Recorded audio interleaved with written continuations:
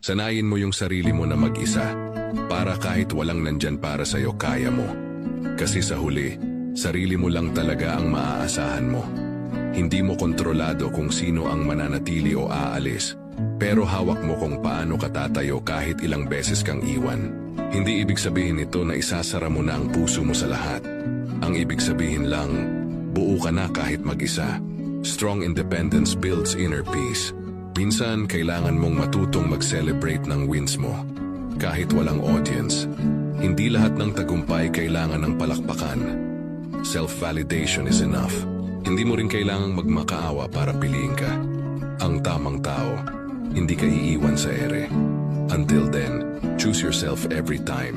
Kapag sanay ka na sa sarili mong kasama, hindi ka madaling matitinag. Wala kang takot mawala ang hindi naman sigurado. Confidence grows when you stop depending on others for happiness. Sa huli, ang tunay na lakas ay yung kaya mong tumayo kahit mag-isa.